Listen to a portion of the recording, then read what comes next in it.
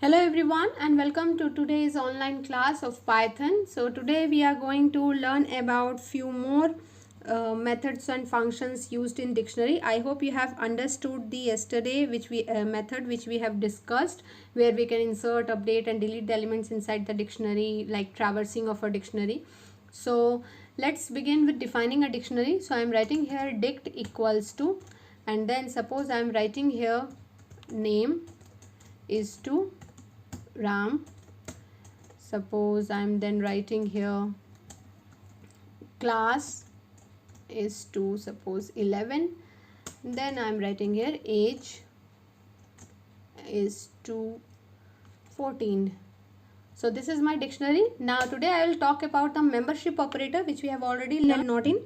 Now to check the key which is present inside the dictionary, or to check the value which is present inside the dictionary, we can easily do it with the help of in and not in operator. Just you need to write here, for example I am writing here name in and then dict.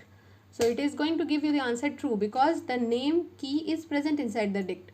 For example, if I am writing here 14 in dict, so you can see here that it is giving you the answer as false because 14 is not a key. You can only check the keys with the help of the in operator. Now if I write here 14 not in dict, then I'll write like this, so it will give me the answer as true. So this is why I am talking about this in and not in operator, because further we will be writing the programs in dictionary wherein we will use these operator to read the elements or to find a particular key inside the dictionary.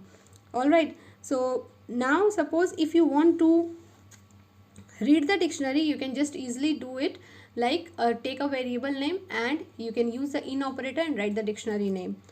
Alright, now suppose if I want like this to check that 14 is also present in the values of dictionary, what I will use here, I can write like this, that 14 in dict dot values function. So with the help of values function I can get the value of the dictionary, and then you can see here that I got the answer as true because in dict dot values will return the value only and 14 will be checked among the values.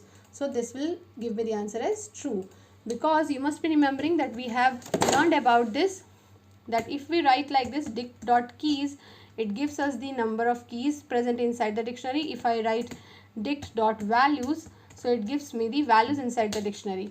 So if I write 14 in dict dot values, so then in that case we can get the values of the dictionary. So this is how we will work with this membership operator. Now I'll show you pretty printing of a dictionary.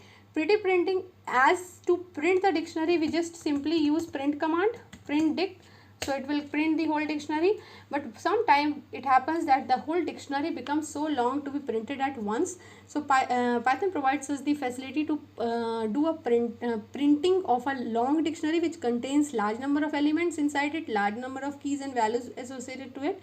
So for that process of printing is called as pretty printing, and that can be easily done with the help of JSON module. Now what is JSON module? JSON module, actually JSON stands for JavaScript Object Notation, and it is actually a standard text format for representing the data in a structured form. Or you can understand like this, that JSON module is helpful for transferring the text which is written inside the dictionary, and it should be stored in a form of file which can be easily accessed. So that is why JSON is used. So whenever the text or the data is so long, so what we do, we use JSON module to get that data, you can say bifurcated or splitted in different parts, so that it can be easily moved and stored in a form of file which can be accessed afterwards very easily. So now suppose that this is my dictionary which I have defined, and this is a pretty long dictionary, for example, and basically we use the print statement to print the dictionary every time. So like I use print dict, but if we want to make it more readable and presentable in front of the user, we can use it with the help of JSON module and the dump method of the JSON module. So for that you have to import the JSON method. So I'm writing here import JSON JavaScript object notation, and here I will write print, then I will write here JSON dot dumps, and then I'll write the name of the dictionary, and then I will use the comma, and we have to provide the indent. Actually, what is indent? Indent is the space which you want to provide after each line of printing. So I have written indent equals to 2. It means after each line of printing it will give me the space of 2. So let us execute this file and see what the output comes. Alright, so you can see that after each line of printing 2 indent space is there, so that it is printed in a more presentable form. So if you want to print the items or elements inside the dictionary in a presentable and readable format by the user, you can use the JSON module of Python with the dump method, and this can be written like this. Whatever space you want, you can write the space here and it will give you the output accordingly. This is the syntax. Alright, you can see that the space is increased. Now I am again here in the interactive mode, wherein I have defined the same dictionary. I'll show you some of the methods which can be used along with the dictionary. So first method is the len method, which is used to find out the length of the dictionary. We have already studied with it with the list also. So it counts the number of the key value pairs which is present inside the dictionary. What I'll write len, and then I'll write dict. We are learning all these functions and methods, and afterwards we will be doing the programs related to it with the help of membership operator, with the help of this len function. We will be using it in the program and traversing a dictionary. We will use some for loops also for solving some of the programs of dictionary. So you can see how the length is calculated. Each key value pair is counted as a 1. So the length of this dictionary is 3. Now the second method is the clear method, which clears the dictionary. So suppose if I write dict.clear,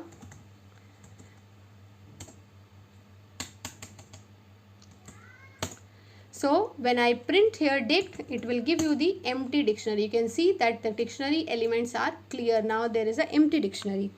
Now the next method which I will tell you, that is the get method. Get method helps you to get the, you can say the element, or you can say the value of a particular key. So if I write here like this, for that I have to define the dictionary because now the dictionary is empty. So I'm writing here again this dict, and then I'll write here dict.get, and then inside this I'll write age.